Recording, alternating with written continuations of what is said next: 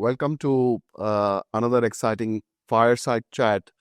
I'm Mahesh Iyer, your host and a fractional CRO, and I'm thrilled to bring you deep insights into business, leadership, and entrepreneurship. Today, we are joined by someone truly exceptional, a powerhouse of entrepreneurship and academic excellence, Professor Suresh Bhagavatula. Suresh is a professor in entrepreneurship area at the prestigious IIM Bangalore, where he has been shaping minds for over 17 years. His work at NS Raghavan Center for Entrepreneurial Learning involves incubating startups, conducting impactful courses, and spearheading empirical studies in entrepreneurship. Beyond academics, he has co-founded Head Start Network Foundation, fostering entrepreneurship on grassroots level for the past 16 years. So, along with me, joining me today is my co-host Shashwat Ghosh, a fellow fractional CMO and an extraordinary fractional CXO. Together, we will explore the intersection of entrepreneurship, leadership, and growing trend of fractional CXO in modern business. So, welcome Suresh and welcome Shashwat. Thank you very much. Thank you very much for having me here. Happy to be in this conversation, and let's see where it goes. So let me start with Suresh, your journey spans so many years, entrepreneurship, mentorship. Um, with the changing times with AI and trends in entrepreneurship, give me some highlight so that the listeners can know about it. So there was this big question in terms of like when entrepreneurship occurred in India. At what point of time has it started to become very popular? And go back, Indians have always been very entrepreneurial, super entrepreneurial. Go back historically, you will see Indian artifacts at places which are very hard to get to. And these objects went there because of a very large network of people. Many of them are of Indian in origin. So if you look at from a historical lens, Indians have always been very, very entrepreneurial.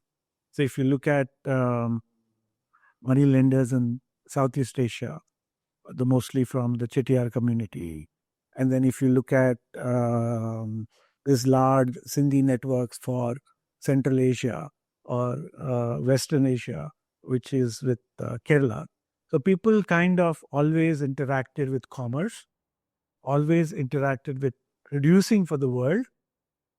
And I think a biggest barrier to entrepreneurship has been, I guess, in and around, as India is kind of getting into in and around after independence, somehow we seem to have deemed it dirty to be making money.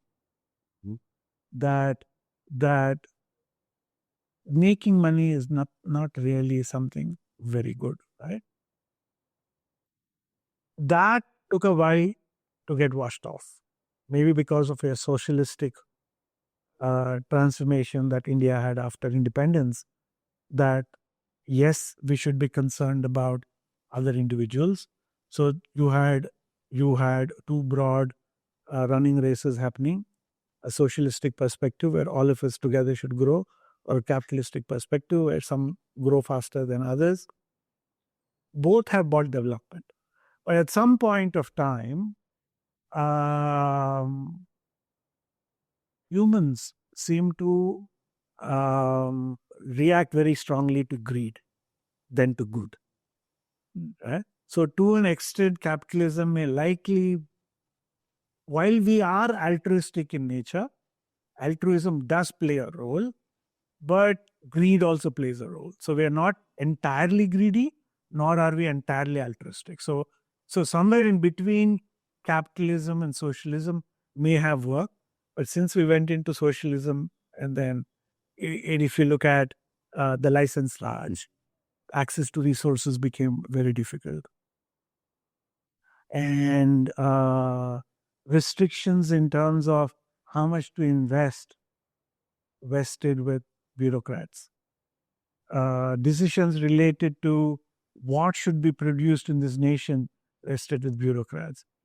The fact that we had to endure something like ambassador for many, many years was not because we didn't have people or corporates who could not make cars. It's just that they did not have license to make cars.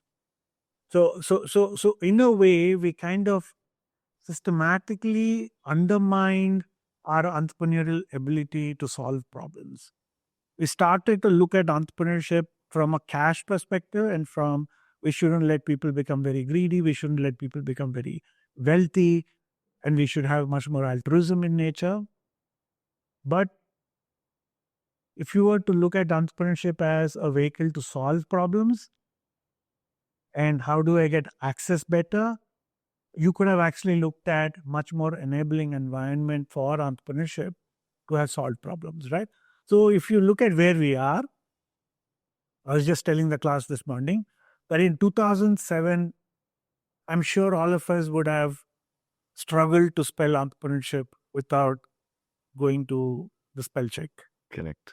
Right?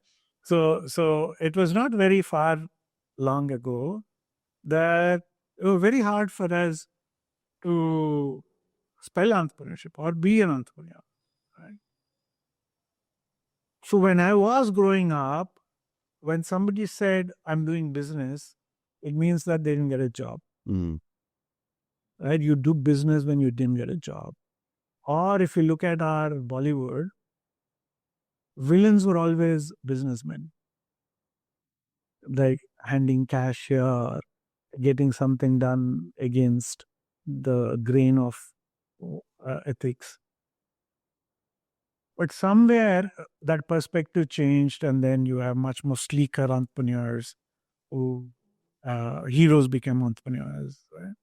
So that perspective, from a cultural acceptance point of view, as a career option, as a reputed career option, as a career option that you still get into marriage market and say, I'm an entrepreneur, I'm a startup, I do business, was seen positively, I think, since 2007 onwards, where there have been lots of interesting ways in which entrepreneurship started to happen. So the change I see with entrepreneurship in the 90s and in 2000s is that entrepreneurship in the 90s, they were trying to solve world's problems using cost arbitrage as a model. You had extremely talented resources available, which was quite affordable, and information and communication technologies made it possible to have them. So when I was in the 90s, I had very brief, I wasn't in the software industry, but I was in a company that had software. So there was this thing called body shopping. When somebody didn't turn up for 2 days, you know that they're going to get a call from the US saying that I'm now in the US, right? That went off to onshoring, offshoring kind of activities. But primarily, our business model has been around cost arbitrage, that you had very talented but affordable manpower here. So let's use it. So we were using our skill sets to see how do we solve world's problems. And I see that huge shift in late 2000s where people said, let's solve for Indian problems, right? Redbus was solving India. Flipkart was solving for India. So a lot of people were saying that let's now solve for India, leveraging whatever this internet that started to become very popular by then. Mobile phones, people started to have them, right? We have had technology leapfrogging. A large segment of a society tasted internet on mobile phones than on computers. Correct. And so we kind of leapfrog from, we didn't have computers to laptops to mobile phones. A large number just had access to mobile phones directly. If you look at millions of people, right? So that kind of made it possible for us to start to solve for a lot of problems that we currently have, right? Right from just dial. Just dial wouldn't have happened if people didn't have mobile phones. So elsewhere we would have said, let's make Yellow Pages that is retrievable on an app, but we just flipped it saying that everybody has a phone, just call it because that's something that we're used to. Right? The problem is search, and they solved it by calling because everybody had a mobile phone in their hand. So the perspective in terms of what entrepreneurship is has been changing. And right now, I think technology is being used both for solving maybe early days of solving for world problems again, tech based, high end, cutting edge. But we seem to be more in terms of solving for India right now. Interesting. So that's almost like a entrepreneurship 1.0, then 2.0, 90s, 2000s, and probably till about 2015. Then probably COVID happened. It was one of the most biggest technology enabler. And now that AI has happened, sitting in 2025, uh, and you have gone through these phases, you have already in your life spoken to more than or taught more than 18,000, if I've got the number right, 18,000. Because online, thanks to COVID, Mhm. the large number of people were taking these courses. So roughly about 18,000 entrepreneurs, I can safely say, have been taught by you. What you were, say, teaching about 2 years back and now in the AI age, what has changed? What has changed for the entrepreneur? What has changed for the startup founder? What is the access?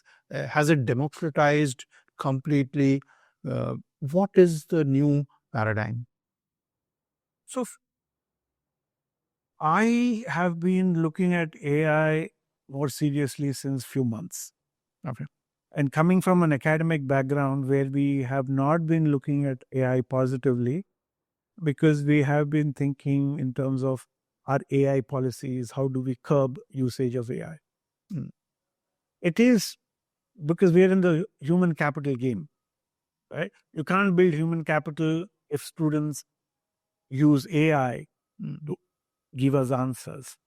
So the answers that we would expect should come from slight transformation of human capital in terms of frameworks, in terms of case studies, in terms of thinking through in situ, like what do you think we could do, right? And that perhaps would get them to think and connect the dots differently. But if you ask AI and it's giving you one random answer, which kind of fits the bill in terms of satisficing what could be seen as okay answer that may get an average marks, but that's okay. And then we don't want those things to happen. So as academics, we struggle with technology which can displace human capital. But the way I look at it off late, looking at people like Ethan Malik and some of those stellar scholars who are bringing in AI, what I've realized is it can be a very powerful tool if you know how to ask questions.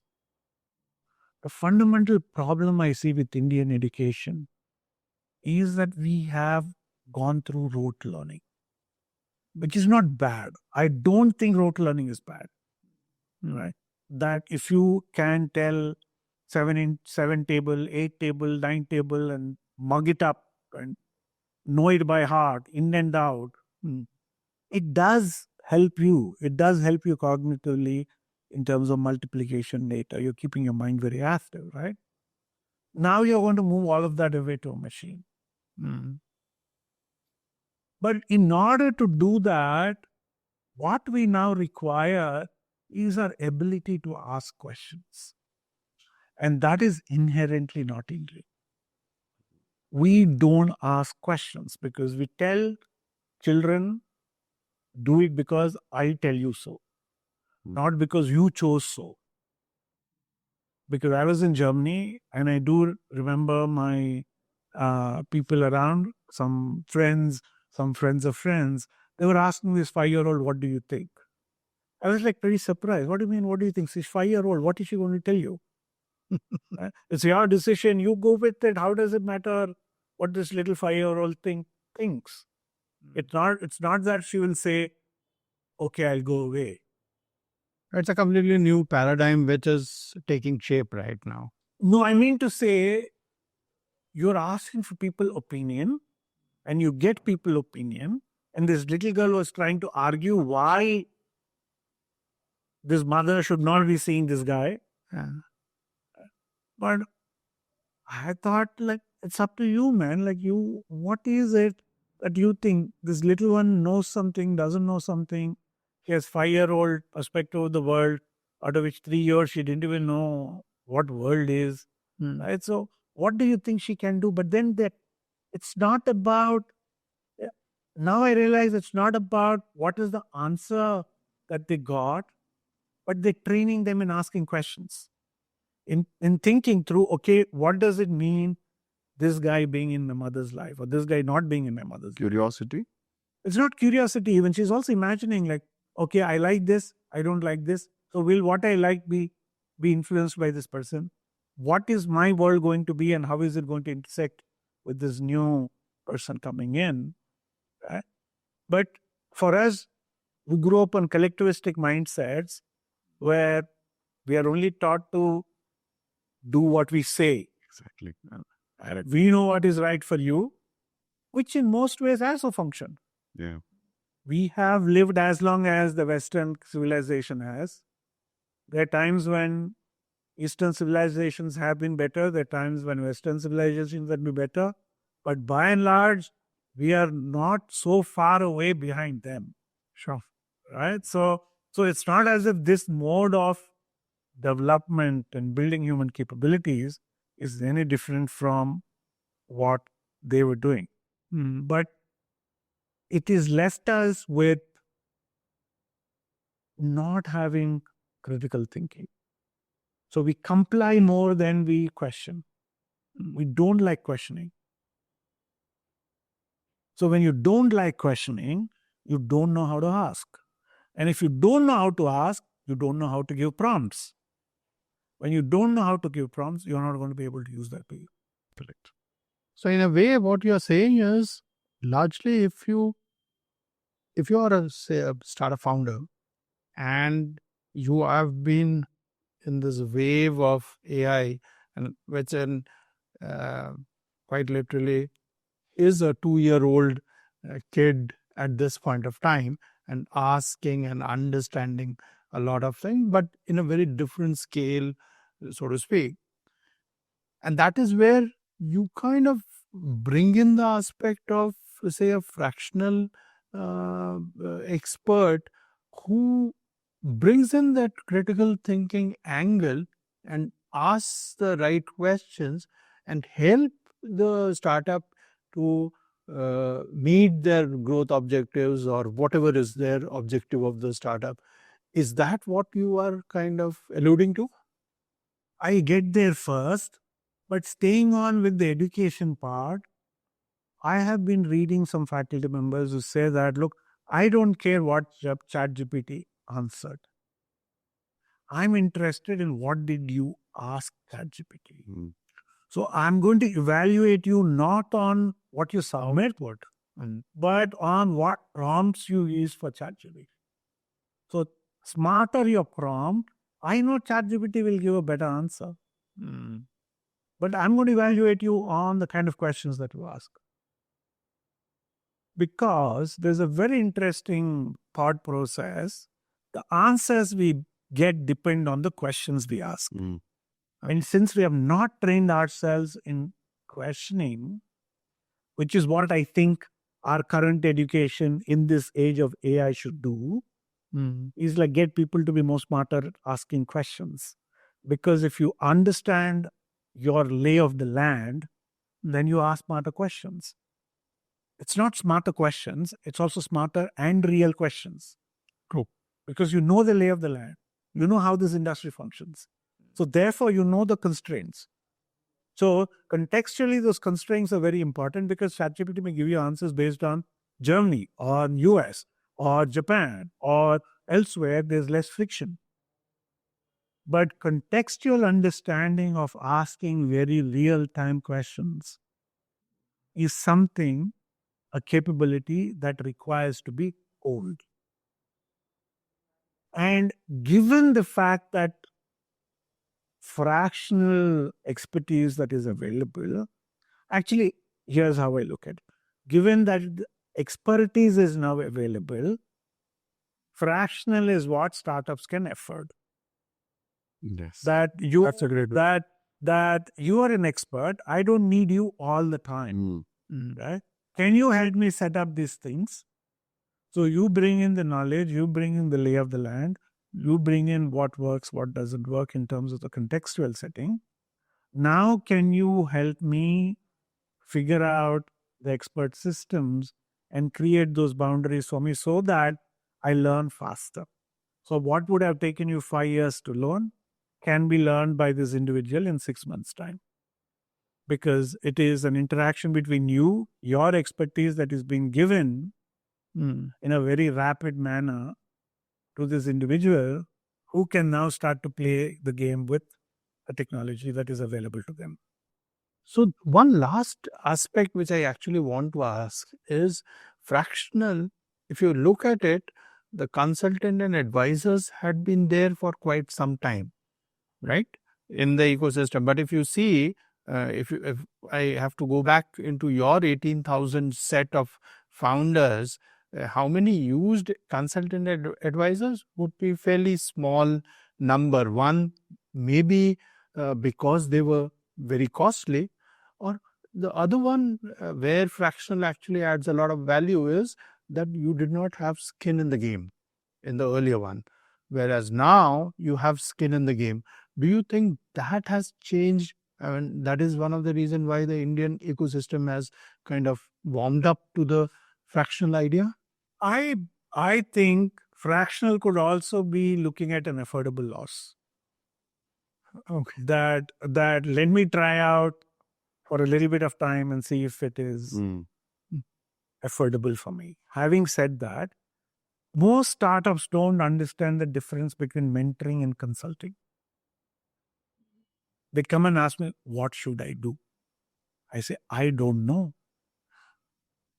I don't know. I don't have this magic wand that I can wish all your problems away and then create that very smooth, frictionless surface. I don't know. If you can come and ask questions saying that here is the logic and here is what I think, here is the logic and here is what is an alternative perspective. I'm not able to think. And then I probably start to look at this Answer. logic Mm. and then see whether logic smells right to me. So what we've realized, one of a doctoral student, is that those who tried one or two startups do mentorship differently than those who are doing it for the first time. Because your ability to get feedback and understand feedback is also a capability that needs to be honed. As a startup owner, you are responsible. I can only say, okay, here is the arrow that I think may work for you. You have to. But you need to know where to aim, what to do, how to do. But somebody else can do it for you as a consultant. So looking at it as a mentor, looking at it as a consultant. So consultants were also very expensive. People didn't know whether this will work out or not.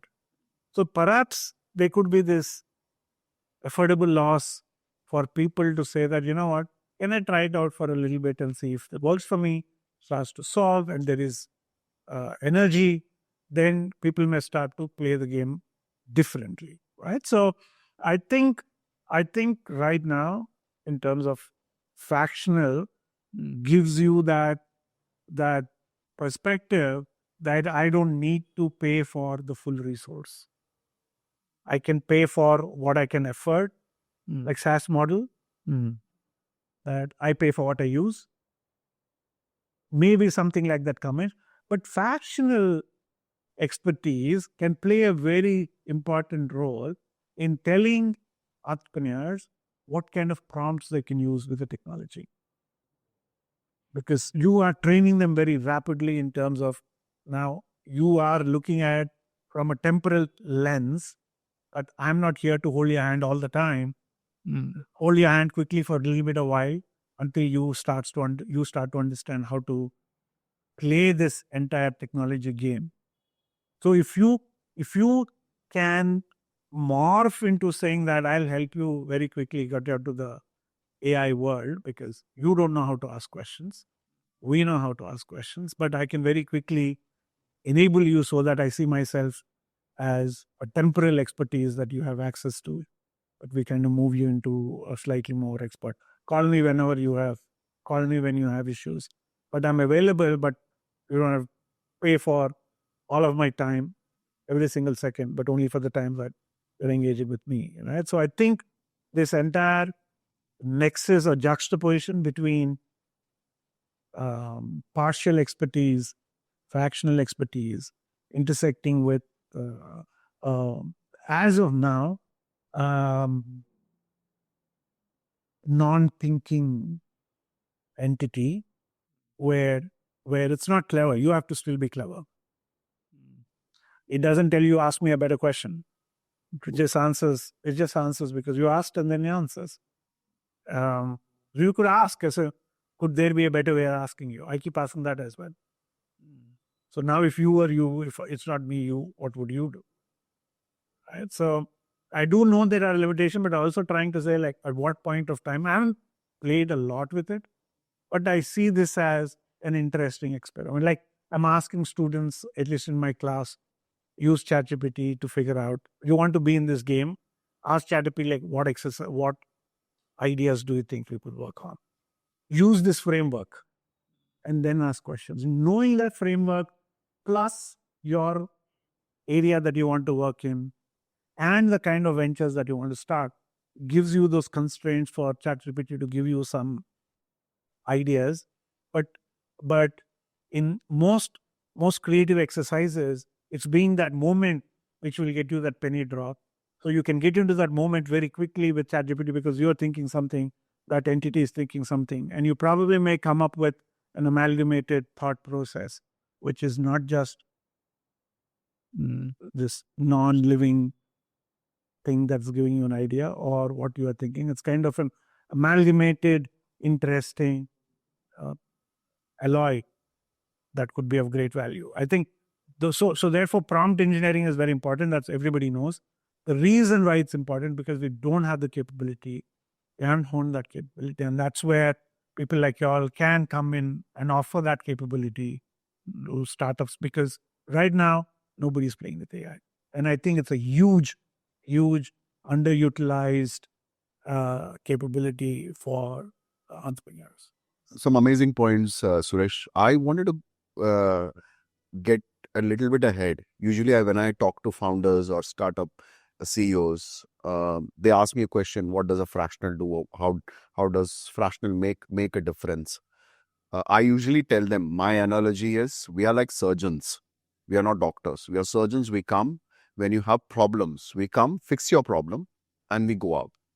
That's the way I look at it, and that's the way I tell my founders. So, from your perspective, the current new breed of founders and startup CEOs, what do they look for when they are starting their business or when they are looking at entrepreneurship? Because the new breed of founders are young, 23, 24, 25. What do they look at? Because typically they will look at the modern technology. AI, we have gone deep dive and we have spoken about it. But in terms of their mindset of starting a business and what kind of investments they look at, what kind of people they hire. That's why when you mentioned that fractional could be a much easier option, much lesser option, because initially you're bootstrapped, you're not investing a lot, you're putting your own money. So instead of hiring a senior director or a senior resource in sales and marketing or in technology or in product, rather look at a fractional CX. So what do you think are the new breed of, when you are training those new entrepreneurs, what do they look at? What's their mindset as? So I don't think a person's, let us say, quandary about what should I be doing now when you started your venture has ever changed, because you're dealing with uncertainty. Correct. So the reason is I am trying to pursue based on a bunch of assumptions. So most people, the way I see, are too solution driven. That they would like to solve for this. Correct. So therefore, they are so much more in line with what needs to be done, because we like to live in a deterministic world of like, hey, do X, Y happens. So therefore, for Y to happen, I need to do X. So therefore, I need to have a product. I need to put all features of a product. Then we start to imagine customers in terms of what they would want, and then build features according to the imaginary customer segments. Most successful entrepreneurs that I've seen are more interested in the lay of the land. Mm. So they will have to play the game as Minesweeper, not a jigsaw puzzle. Excellent. That's an amazing analogy. Right? So jigsaw puzzle is what we would like to think entrepreneurship is. That there are pieces, I just need to pick these pieces and slot them there, and I have a picture. Right.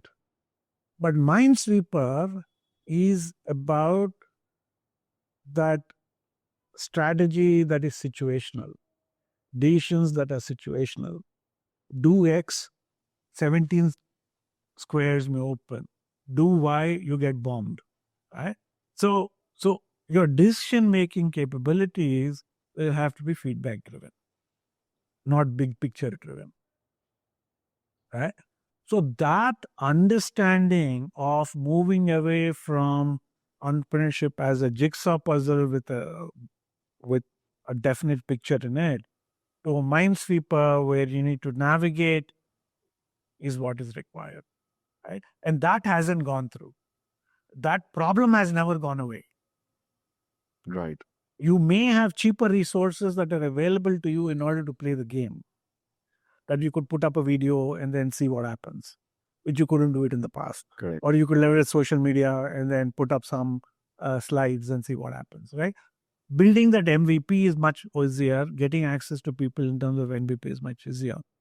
But the harder part is to understand the lay of the land, where it dips, where it goes up. And that is the part which I think these decisions can get faster if somebody starts to tell them this is how the lay of the land is in this particular industry. There's some industries which are so novel that history doesn't tell us what to play. But there are lots of spaces where it is possible for us to solve if only you know that industry. Correct. True.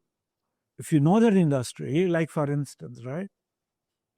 I have this online BBA program that we started at IIM with the intention that we should learn how to democratize, we should learn how to make it more affordable, we should make it more stackable, and therefore looking at students as they know what to take, they know how much to take, therefore let's start offering it to them. But I start to notice so many problems that the world has not been solving for me. And that will only come if you jump into the pool and play around. If you had asked me what my problems were when I had started, I have no idea. But now that I've started, I would like to know how students should be given iCards. Okay, if it is an iCard, what if he leaves after 2 terms? Because he doesn't have to tell me. So in which case, how do I tell that he's not a bona fide student 1,200 kilometers away? Right? So I'll give you a digital card. You can poke around with it, do whatever. But like, who's going to keep track of the marks? How are we going to run these programs? How are we going to tell them? Like, how do we now start integrating them with other universities that would like to have students in undergrad? Oh, come on exchange. So we don't have process for exchange. So now how do we do this? So there are lots of issues that come up once you start to move. But people with expertise can say that here are the problems with your expertise can solve for. Correct. Right? So there are lots of problems that need to be solved, which you need industrial expertise, you need the lay of the land. And there are problems that are very new that we don't know. So that set, I think, would be able to, that said, would be beneficial from looking at expertise that the fractional CXOs, CROs, CMOs can bring in to say that, you know what, here is how you need to play the game. But the problem of not understanding early stage entrepreneurship doesn't depend on technology or the time frame. It is expertise versus non-expert. So the way in which expert take decisions are different from way in which non-expert takes decisions. As a startup, you need to understand that you need to build expertise, build it faster than everybody in your neighborhood. So to that, they can very quickly, if you could give them that expertise very rapidly, then they can learn very fast and got down to a trajectory which is different. But there would be certain, say, expertise which you want core to your startup. For example, maybe the product expertise or very specific actions that you want to stay within the startup. Whereas there are certain other aspects, for example, the branding needs to be within that startup, but the lead generation maybe can be outsourced to an expert. And similarly, in the sales part, the sales outbound or SDR can be outsourced, but the core thing needs to be, the company needs to understand how to sell. And that is where probably a CRO can actually help the company understand or create the processes around it. Have I understood it right? So yes, I think exactly that it is now possible to outsource some of this activities to either another startup who can do it for you or to ChatGPT who can do it for you if you can build some systems around it. But what to do is something that will take some time for this startup to get to. So there is this principle called corridor principle, which was very popular, which I really like, which is not really talked about, is that entrepreneurship is about entering the first corridor. It's only when you enter the first corridor do you know that there are other corridors that are available. So most entrepreneurs start with something, notice something else, go that direction, notice something else, and then go that. Right? Look at most startups. It is not what they started. Facebook was not what it started. Meesho was not what it started. PayPal was not what it started, or the way in which it was started for a different reason, for a different set of usages. But it kind of evolves into a startup that starts to become known, and that's a journey. And there's a book called Getting to Plan B. And getting to Plan B is, Plan A is metaphorically the plan that you start with, and Plan B is metaphorically the plan that is working out for you. And between Plan A and Plan B, there are tons of corridors that you need to navigate. And in that navigation process, you either can learn everything by yourself, doing experiments, spending time, spending resources, or you could very quickly get expertise from outside so that you navigate from Plan A to Plan B much more faster. And also have parts of Plan B which can be more built on efficiency. Because again, you need to really identify what works for you. Your business model will have to be worked out. But that may again take time, right? So Plan A to Plan B, I know this is the idea that's going to work. Now, how do you build a business plan? How do you get paying customers? How do you get paying customers to come back and pay more or pay again?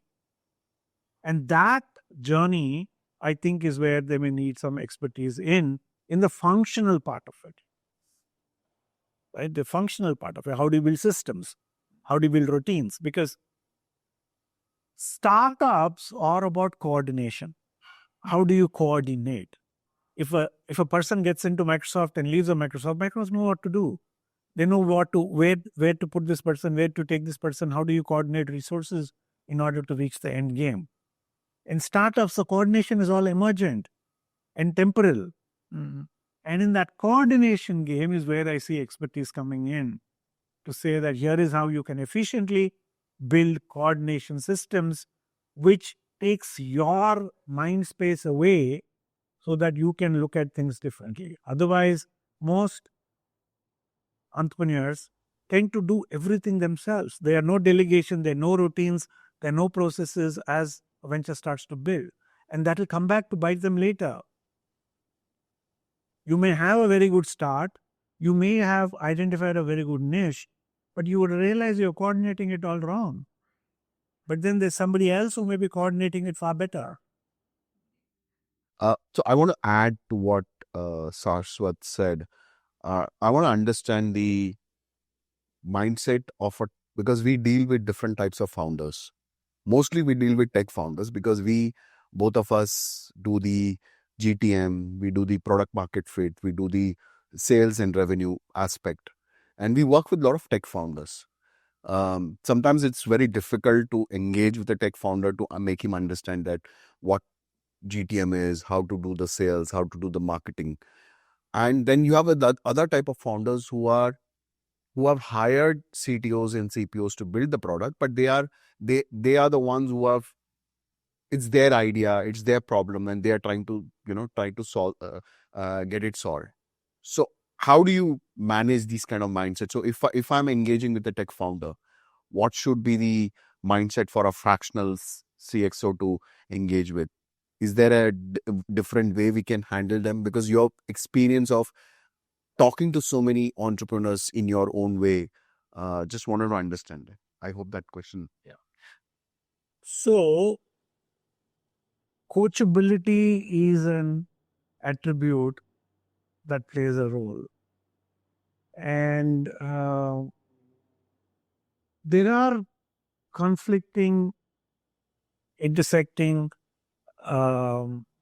what issues that are out at play here. If a founder was somebody who complied with the larger social norms of getting a job, he wouldn't go chuck his job and start something on his own. The fact that he would like to aspire to do things differently from what is socially accepted, while we say entrepreneurship is big, good, and all of those things, but by and large, in Indian society, it's still not seen as a most preferred form of career. Right? So if somebody is doing it, that means that they're ignoring some of the social norms and doing things differently.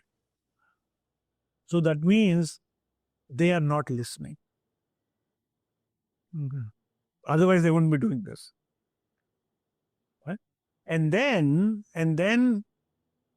they tend to have certain levels of narcissism,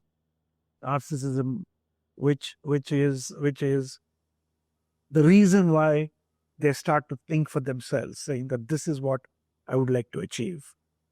So therefore, you need to understand that at what point of time is this trait of I believe in myself entirely, what I would say, identity led, or it is temporal led. That I need to have this until the time I start, until the time I'm doing things, but I need help at this point of time. Or to say that I know what to do, I know how to do because I am the one who chose, I know. Right?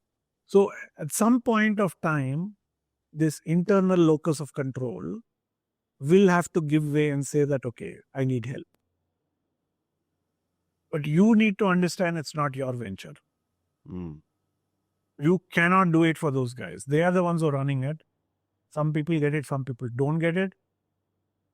So I don't think you should take it upon yourself to say that you should have 100% success rate. You will have to create that learning environment for the founder to realize your expertise, realize your importance. So, Professor, you picked on very important one aspect, which is the locus of control. are there any frameworks to deal with this locus of control when you are dealing with a founder? No, I don't think, look, it is a double-edged sword. That's the reason I'm saying it's a double-edged sword. That to have locus of control gives you that confidence. But somebody else is not. I don't have fatalism.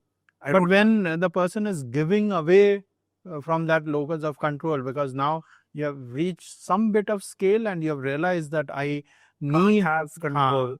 and now I need experienced fractionals or full-time guys, whatever the case is.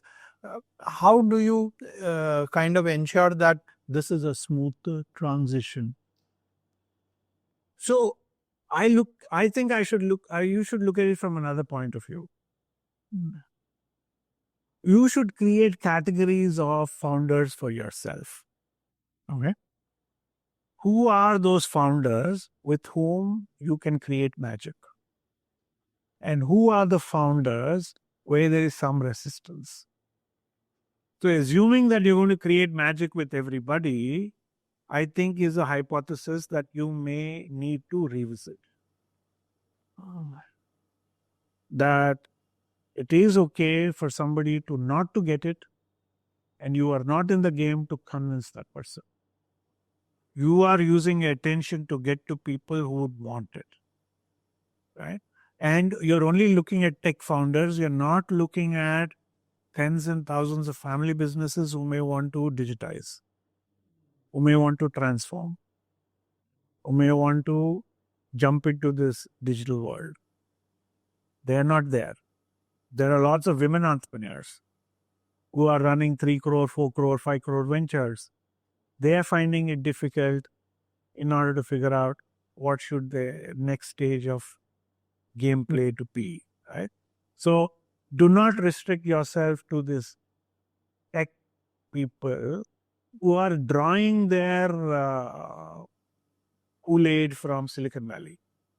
And, right? Which is good in certain cases, but if they start to believe in that narrative, then it may or may not work. But there are people who are fundamentally struggling and grappling with the glass ceiling that seem to be impeding their growth. And they're already reflective. They're looking for solutions. Just there's no way to go to. That's a great point. So let's pick, say, the women founders or the family-owned businesses. What are the typical challenges, and where do you actually see that this is now the glass ceiling has reached and they are starting to look out? What are those 2 or 3 triggers that one should look for? I think you should tell the world these are the things, these are the tools that you have. What do they use a tool for is something different that you may not even be aware of. Right? If you're asking me, what would you use a Coca-Cola bottle for? And you go to this Gods Must Be Crazy movie, which you may be aware, which these millennials will not be aware of. Yes. So if you look at the uses that the bottle is for, then they use it for multiple ways. So you can only tell here is a bottle, but what people use it for depends on the perspective they're coming from. So therefore, you should be known to a lot more people, talk to people, bring your use cases so that people can say that, oh, can you help me with this? Can you help me with that? So you should have to go to some of these family business collectives that are around. Because we are living in a very inefficient world. In as much as we say it is efficient, search is still very inefficient. Search for expertise is even more inefficient. So these women who say that I need this, but there are people, they'll say that we have this problem, what do you think we should do? And the biggest problem is, I think, putting systems in place. Right? creating what I would say a solution which multiple people can take and play the game efficiently, which is what you can do in the US or in some of these advanced economies. I'll just hire you for some time, do this job, and then I'll go ahead because here is what you need to do. Here is how we need to do. So scalability starts to become very easy there because the systems are all so well developed that scalability is so easy in those kind of situations. So if you want to scale a bakery venture, you've got a brilliant product. How do you scale? Right? You have, if you look at Greek yogurt, it scaled very rapidly. Right? So scalability there is known because a lot of adjacencies and expertise that come in to make you grow very rapidly is off the shelf. Here it is, nothing is off the shelf. So therefore, I think you will have to go talk to some of these people, be seen at some of these places, because the way in which your offerings may have to be bundled is different. Will be different. That the constructs fractional expertise is available is something that is not even known. Right? How do you put HR systems in place for a family business? Right? You're running 300 people are coming in and working with you. What should your systems be if you want to digitize? People may still be using Excel. The storytelling you are saying is very important, especially of the use cases that the fractionals can bring into picture, and then also look at how do you ensure that the awareness is there that you are providing this, and this can be a great tool to digitize and to bring scale in your organization. That's how. Exactly. But then you need to be going to places where some of these things are happening, right? That a large number of people are available, that you also will have to bring in each other's expertise and show that growth is possible because this expertise is available off the shelf because you know it. So industry associations Yes. and all of those places, SMEs, and you kind of explain to them how 2 or 3 fractionals are coming together, and you have the CRO, you have the CTO, and you have the CMO coming together and ensuring that you get the growth. It's almost like a growth in a box kind of a scenario. Yeah. Just wanted to add one final question from my side.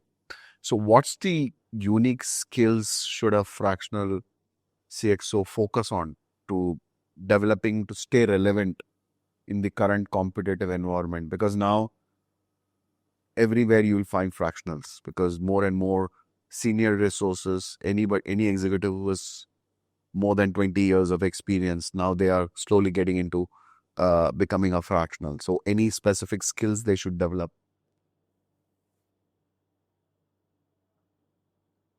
I would believe that having some form of functional experience that resonates with the people that you're working with Right. needs to be there. Like if you're a family business, they understand, you need to understand family businesses are not corporates. Right. They have gravity, Right. which is different from either a startup or a large firm. So therefore, you need to understand what is it that is required, because your ability is to give a coating which people can consume. Inside medicine could be the same, but that outer coating that you would ask them to pop in could either be a capsule, could be another format, it could be a chocolate format, it could be whatever format. So learning how to do that outer coating, which understands their context, understands their gravity, understands their mindset, but converting your knowledge which can be consumed by them. I think that transformation in your mind is very important, because you come from a world where lots of coordination is standardized. Correct. And you're helping them coordinate their processes, their understanding, their elements. That is different for different entrepreneurs, entities. So if you understand that, yes, my core message or the core expertise doesn't have to change, but you can't have one size fits all. Correct. Right? So therefore, that edge understanding so that you fit is very important.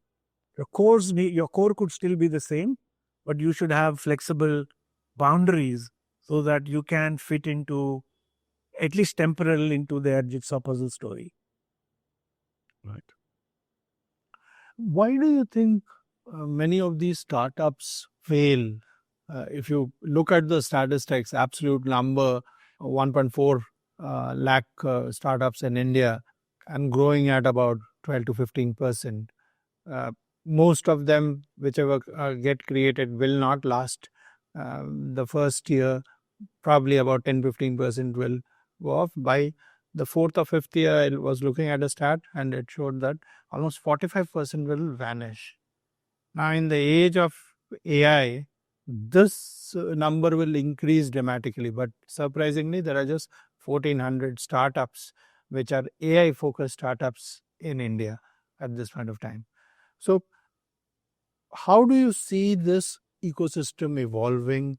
What will happen in the next, say, 1 or 2 years when you will have multiple use cases of AI and you will have more startups which are focused on AI and not just on the SaaS part of the business?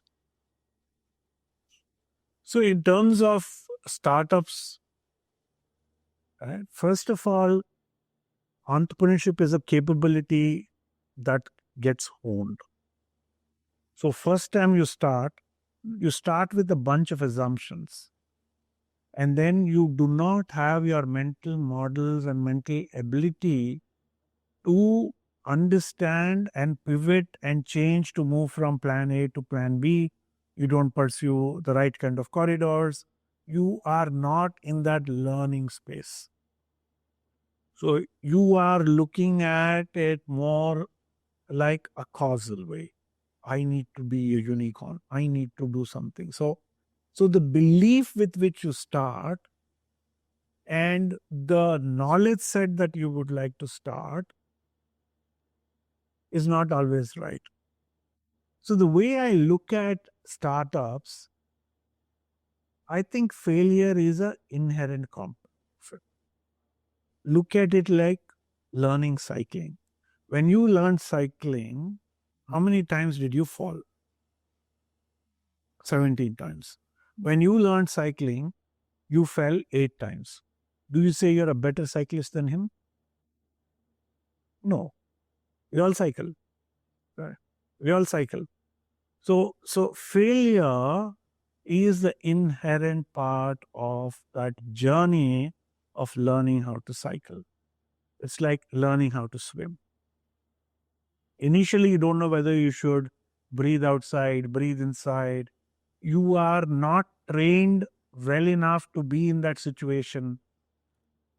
On the ground, you can say, watch your elbow, breathe in when your neck is out, breathe out when your nose is in the water, and then stretch your hand, kick your heels, right? Or so all these activities play upon your mind when you are swimming, and you end up drinking truckloads of water.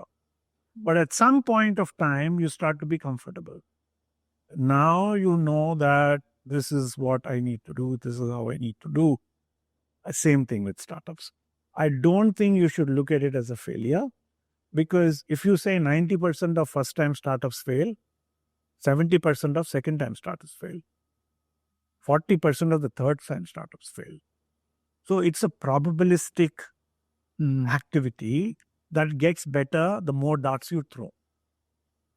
So we should enable sandboxes for people to play darts better, faster, so that you learn to be a swimmer, cyclist without falling 17 times, 18 times and things like that. But yes, you fall, but you know what to do. Because you go home and cry, oh, I fell down. Your mother wouldn't shout at you saying, oh, you're such a failure. It's okay. Tomorrow you cycle again, maybe you'll do better tomorrow. Right? But we don't say the same thing with startups. And this is where a fractional expertise can help fail fast and again grow. No, it's not that fail fast. It's that failure is bad. Failure is inherent part of it. I'll hold you. I'll run with you. Like our friends used to run with us when we were cycling. We always had somebody running with us. Yes. Right? And then at some point of time, he'll let you go. You're talking as if that fellow's still running with you. And you realize that he's not there and you fall immediately. Right? So look at it as that I'm going to be with you. I'm going to be those 2 extra wheels that people have with kids cycling these days, because nobody falls these days. Everybody has those 2 extra wheels that help them cycle until they get that balancing right. So you can actually create sandboxes for people to very quickly learn these elements and tell them, you seem to be leaving to the left, you are doing something to the right. Right? So that's not what you should do. Your posture is different. When you're kicking your legs, your back is bent. You can't bend your back. You have to kick your heels and not bend your back. Right? So those kind of corrections can be very quickly imparted because of your expertise. But the person who's treading water is that fellow, not you. Correct. Right? So you should very quickly learn. Some people learn differently. Some people learn like this. Some people learn like that. That is where your expertise to come in is like, how should I unpack this content which can be consumed? Some kids like eating banana straight away. Some like it mashed. Some like it put in their milk. Mothers know. Right? So you should be in that aware of like the different startups, the different personalities, the different capabilities, different identities. So therefore, what should I do in order for them to get to speed rapidly? Right? So I think that is what you all should learn as mentor, as fractional CEO, because so people keep asking me, like, if you have not started, you don't know how to be a teacher or a mentor. But no good player makes a good coach. True. Right? Just because you know how to kick a ball doesn't mean you can abstract how kicking has to be done collectively. Right? So that element of abstraction of how the game is played is your capability. You are not trained to kick the ball. You're only trained to tell people how to kick the ball to whom. So you're abstracting out, you're at another level of gameplay, not the real gameplay, but imagine gameplay in terms of how some of these strategies could be enacted on the field. Right? So for you to coach, you need a different mindset. You don't have a player mindset, you have a coaching mindset. I think that's what you all should also start to acquire. So how different is say a player mindset versus a founder mindset? One of the conversation that is going on is a founder mindset is very, very different. Founder mindset is manager mode. You're saying Yes. the founder mode, manager versus mode? manager mode. Yeah. So I think that debate is taken on a different spin. So for anything to succeed, you start with the founder mode and you transform into a manager mode. And if you don't transform into a manager mode, all systems will become reactors. All systems will have bottlenecks because you are the ones who take decision. Right? So when everybody starts to behave like you. But when context changes, you may not be able to know how to play the game. So you at some point of time need to transform yourself into being a manager. So let me tell you what's the difference between a founder and a manager. I went to a incubator many years ago in San Francisco. They were incubating women to be restaurant owners, good cooks to be restaurant owners. These are immigrants. These are people, not necessarily immigrants, single mothers who are good cooks. So now train them to be a restaurant owner. So after they do selection, they identify like this 20 women that they're going to work with for incubation. They all ask these women to come with a recipe, which is their best recipe. And then you go to the class with this best recipe. And they take these recipes, put it in the center, shuffle them up, and ask somebody else to pick a recipe and cook.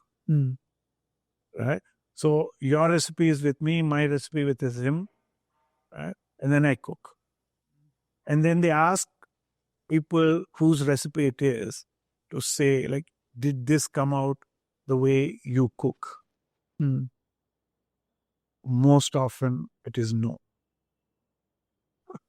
Right?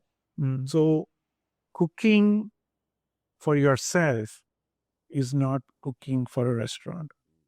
For you to cook for a restaurant, you need to be a manager, which means you need to unpack that entire process, create structures, and make sure that these things plan out differently. When should you take rice out from the heat when you have a 40-minute ride? Because if you cook it to its optimum, or rice is cooked, and you go on a 40-minute journey, the rice is mushy by the time you go there. So you need to know when to take it out of a hot heat, and the heat is inside, this cooking still going on in that 40-minute drive, so that by the time you take this rice out for an event that you are catering to, the rice is done. So that's an expertise. You are a cook. If somebody is in front of you, you do it. But as a manager, I need to think what should be when and how should it go. Correct. So when should I take it off? That is not the same as a cook. So I really like that construct that they give, because that's when the penny drops to say that you are not going to be a cook there. You will be managing somebody else's cooking for you. If they have to be so good at, they're not going to be as good as you. So you need to say that there are three people, task A, task B, task C, and how does that get combined? Which is why Michelin star restaurants can't be scalable, but McDonald's can. Because they've unpacked science to a level where it is understood and quantified, and you can scale it. Right? So these guys don't see their dishes outside themselves. That's the difference between a founder mode and a manager mode. And somewhere in the manager mode is where the fractional can be Transformation. start. So the transformation is where I think you all will be helpful. Understood. That how do I transform you from a founder mode into a manager mode? Correct. Because you don't have founding expertise the way they do, because they understand. You want Japanese food, that lady understands Japanese food. But I understand how to systemize. I understand how restaurants work. I understand how catering works. I understand how orders are taken. I understand how we can buy in bulk. Right? So that process, and so the transformation of founder mode to manager mode is where I think you guys can play a very important role. Well, another thing which I wanted to ask you before we kind of move towards the last part of the segment is we talked about the 1.0, the 2.0 of entrepreneurship, possibly a 3.0, and now in the 4.0, you are like, the popular narrative is that possibly the SaaS business will be completely killed by AI, right?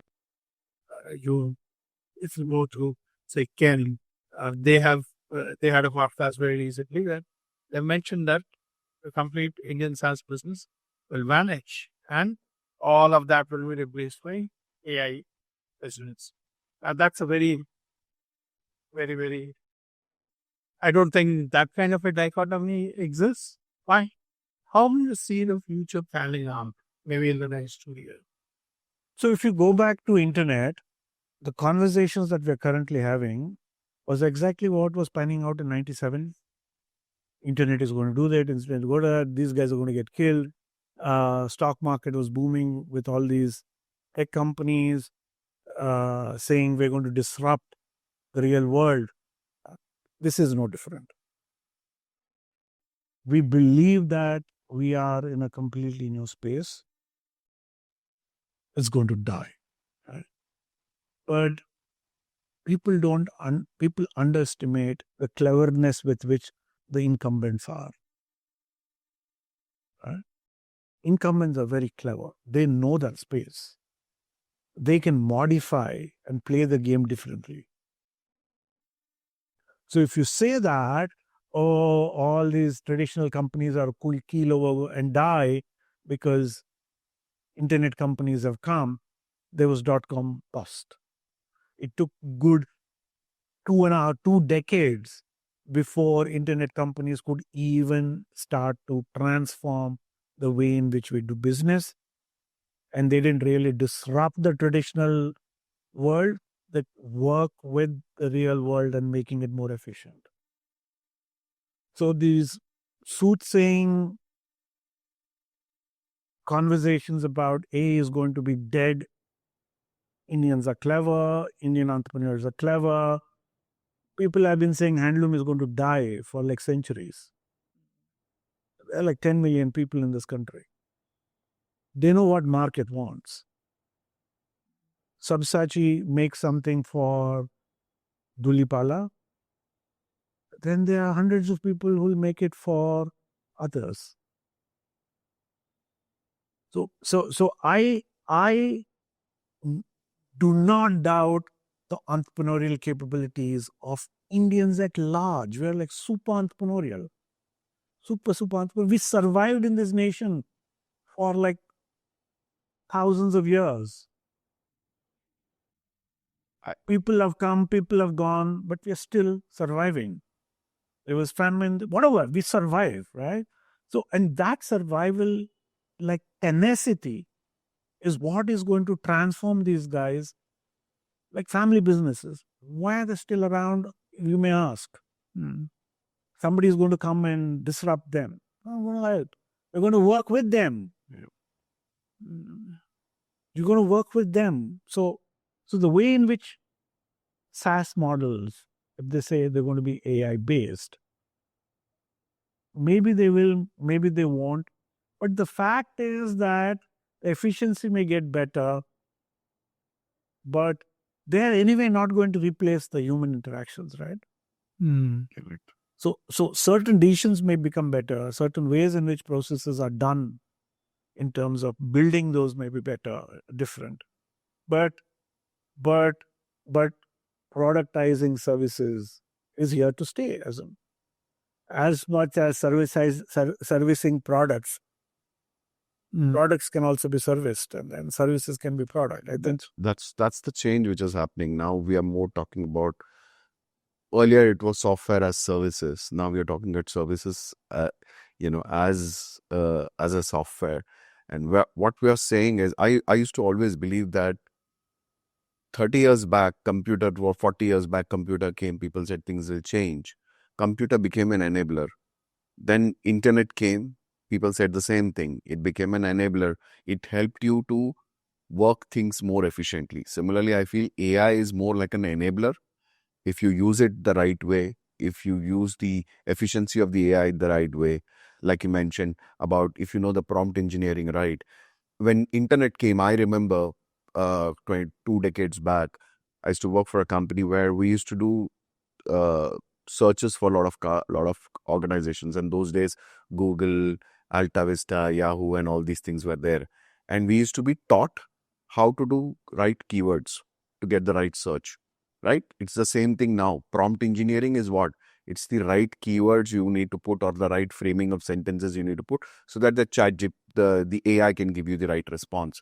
So I feel if you enable yourself and become more efficient in handling all these things, AI will be your enabler. It cannot take over everything. Maybe one or two areas it might become more powerful where human intervention might reduce. But then if you are able to skill yourself in the right manner, I feel you'll be able to sail past through. And I think so software as services, yeah, people can talk everything about, it's getting dead and, it's not going to be alive. I think so AI is going to make SaaS more efficient and it's already making it more efficient. And I feel it's going to stay, it's going to become more better, more efficient. Maybe uh, some of the hard AI, SaaS companies which has enterprise product, which work with the legacy system like like SAP and all that, they used to work with them. And same thing is going to happen here. Yeah, the SaaS is going to be more like a legacy system, and then AI is going to enable it to make it more efficient. Is what I feel. That's Absolutely. If you look at the airline industry, yeah. what software does it work on? Still, it works on Amadeus and all those. What does Amadeus, what language is Amadeus built on? Like some archaic language. I don't know, Correct. Correct. right? COBOL or Correct. Fortran. I don't know what. It's definitely not Ruby on Rails. No, absolutely not. Right? I'm not a software guy, but I'm just. Yeah, no, I agree with you. Absolutely. So somebody was mentioning, right? Do you think there could be a space for electric typewriters? Right? Maybe defense will use it. Because when you want something with only one document and not multiple documents, because when you soft copy, you can keep printing it. Right? So now you would want to have only one copy. Apparently, in a lot of these defense level spaces, you still have people selling electric typewriters. Yeah, because of security reasons, because they still want, they don't want like analog, watches people are using. At some places, they don't allow using smartwatches because they know it can be hacked. Things can happen. So people still believe in those analog. I think so. I saw it in one of the James Bond movie where, or Johnny English movie where he says, I mean, the whole system is getting hacked. So Johnny English comes and he says, I don't want electron. I want the car which was 20, 30 years back. Yeah, which it doesn't have any computer involvement. It was completely, driven. An Aston Martin, which was like the old Aston Martin without any gadgets and computers and all that. So, so I feel still that will be the remain. So there would be spaces legacies play a role. Exactly. But it's not as if like the world didn't keel over and die when internet companies came in. Correct. Which is what the .com bust was. Correct. .com boom was. Yeah. I'm going to change this. I'm going to change that. I'm going to send food directly. This Amazon button that people wanted to try out. So, but we are an outcome of a lot of things that happened in the past. Correct. So we are going to be an outcome of lot of things are going to happen now. So anybody who's playing this game would like to say that this game is going to be played very hard. Maybe I am also coming from a fear that will I lose my job because ChatGPT will do a better job than me to train students. But is that a real fear? Well, not as long as we have CAT exam. Because we're selecting 500 people out of 2,000 or 200,000. Yeah. Right? So where you want smart people, where do you go? Correct. Right? Maybe there are alternative systems that will come in. Correct. Maybe I'll go out of the job. I'm not saying that things will not change, but maybe the way in which things are taught has changed. Maybe the model itself will change. But is it going to happen overnight? No. Is it going to happen over the next 3 years? No. Or the 5 years, maybe next 20 years? Definitely there's going to be a lot more transformation happening in education, right? So, So you're right. I think we need to look at it from an enabling point of view. How can you make things better, faster, and make it a lot more democratic? Like right now, a weaver in a village can use Instagram, use ChatGPT to write in Telugu and get it converted into English, put it up in a Canva, get a picture, and then put it up in Instagram and get business, right? So the games is changing. The language advantage that you need to have is changing away. The geographical advantage that you need to have is going away. So, because geographical advantage went away to whoever spoke English. But now I think even English is going to be threatened because then you speak any language you want to. So so in any space, translators were very, very important. The richest guy when British and the Portuguese and French came in were the translators, because you could translate and say, how much are you willing to pay for 10 rupees? And they'll tell the viewer 2 rupees, and then they can pocket because you don't know how to speak, right? So we have kept away a large number of people because they don't speak in English. Because we speak English, we can directly interact with those who are in the West. But now that advantage is going to go away because I can now play the game. I don't need to know the language. I at least need to be good in a language which I am. And you now tell me those airy-fairy terms that Sabyasachi is using in his speeches, that I'm doing something fresh, contemporary, pastel colors. You use the same language. You don't need to know that language. That machine is giving you that language. So I think competition is going to get exciting, but businesses are not going to go away. I just want to add regarding the job thing. We do a lot of, in my previous assignments, we used to do digital transformation. So legacy systems were being used. So when they buy the new system, which is a SaaS system, so you need to train and enable the people who are actual end user.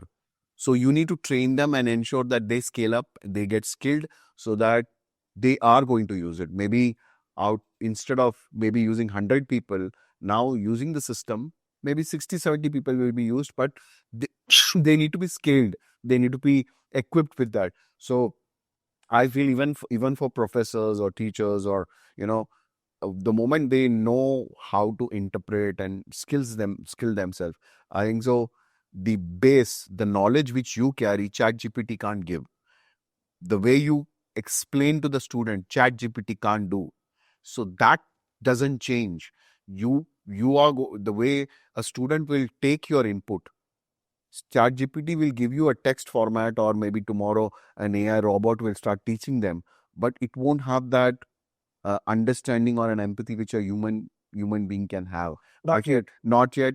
I think so. It's going to take some time. It's going to take quite some time. Maybe So, not in my lifetime. yes. But definitely this. Yes, there will be interesting by change. some There will point be of time. change. Yes. But we don't have to fear. Yeah, we don't have to fear. I mean, it's going to be another 50, 60 years till we see in science fiction movie. Yeah, we would be done by then. Yeah. So that's my side of the question. Perfect. So just one last part and then we can close off. So human plus AI is going to stay, right? And then humans have to understand how does the AI animal work, and AI has to understand that how does the critical thinking that humans bring in, how they can utilize it to function better, right? Now, in this context, how humans actually adopt this technology, what are the ethical, regulatory, and those kind of concerns, if you can throw some light around it and some aspects, 2 or 3 major aspects that should be kept in mind, that would be really helpful. And again, from the entrepreneur or startup founder perspective. So ethics is like making sure that it's a level playing field for everybody, right? There's certain areas where ethics are played out. There's certain areas where ethics are not played out. Like warfare, ethics are not played out. But having access to technology always help people. Apparently, the Mongols who were from Central and Western, like the Mongolia, they were able to, I don't know if it's true, but makes a lot of sense, that when they were using horses, they were using stirrups and saddle. So those who did not have saddle and stirrups had to control the horse with one hand and fight with another hand. So those who had stirrups and saddle could use both hands. Right? So at every point of time, technology played a role. Right? Guns played a role.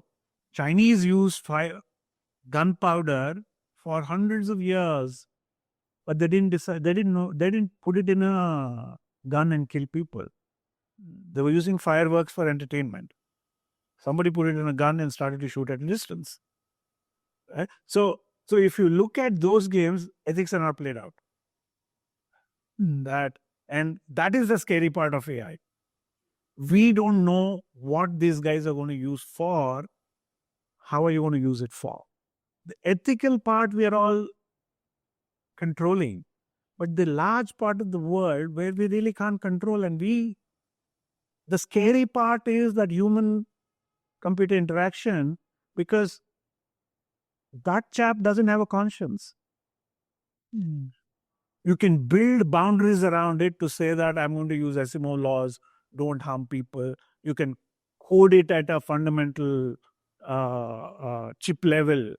But I don't know if it can be broken. I don't know right now. So what happens is that ethical game is played out in normal world and played out in territorial rights and greed and desire that humans have, that I need to conquer and create an empire, right? So how does that translate there is a much more difficult question. Because how are you going to use in terms of subjugating other people? That's where the scary part comes. Because there are no holds barred. And we don't know who's playing that game there. Which genius is playing that game there. We only know what we see. And like an iceberg, what we don't see is like immense. Like if you look at the dark web, we know it's a dark web and a lot of things happen there. And it's much larger than what is seen as real ethical corporate governance style with equity, inclusivity. But there, none of those things play. So I don't know how it's going to be used there. Because I'm sure this could be fed into AI. But I asked, like, at what point of time will you be taking over? Right? Do you even have desires? He said, look, I'm a bunch of lines. You should worry about how it's going to interact with somebody and how they're going to break the system and create capability, because technology always played a role in subjugation. Somebody having access to better technology subjugated people who did not have access to technology. So that's the scary part. Interesting. With that thought, we come to the Maybe we should leave on certain more optimistic note. Instead of a very pessimistic, reflective, saying that, oh man, what should I do? Right? So the way I look at it is there's a greater democratization happening in terms of how do you play the game. Right? And like any other game, those who learn how to play the game play better because you have a better piece of technology. And I think it is far more democratic than any other technology that has been available to us until now. People have mobile phones, people have internet, and that's all you need to play this game, right?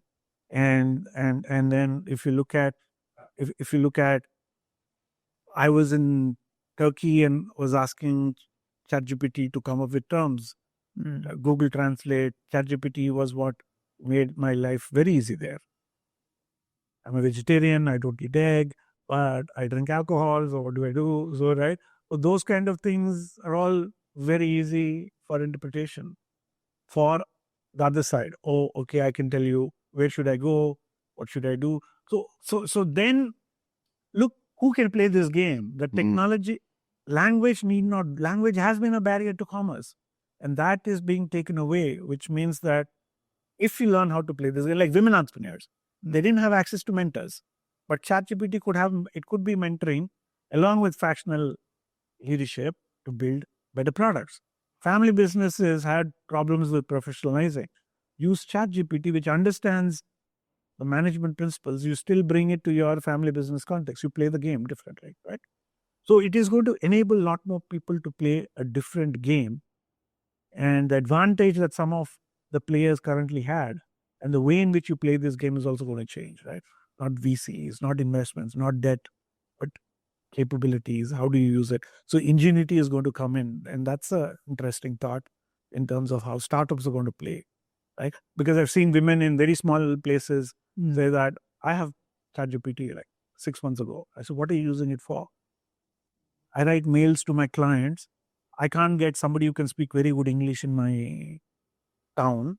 This guy writes whatever English he wants, and the ChatGPT corrects.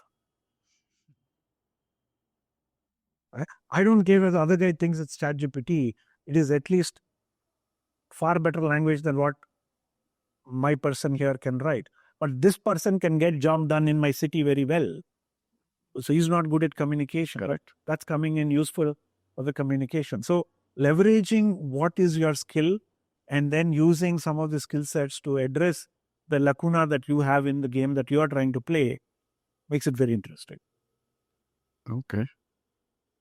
On that note, thank you. Slightly more Positive note, upbeat in note. a upbeat mode. So Yeah. thank you very much, So well- Professor Suresh. It was amazing. Thanks, Shaswat, for being. Until next time, thank you. Thank All you. the best, and I hope and wishing you guys lots of luck and making sure that this expertise is available to a lot of people. Yes. Thank you, Professor Suresh. This was really awesome. Yeah. And we learned quite a lot, especially my two key takeaways. One, human and AI coexistence. How do they need to function? And second, democratization has happened. What is the ingenuity that you bring to the table to ensure that you succeed? Those are the two important thoughts. With that, we come to the close. Thank you. Thank you. Thanks, guys. All the best. Thank you.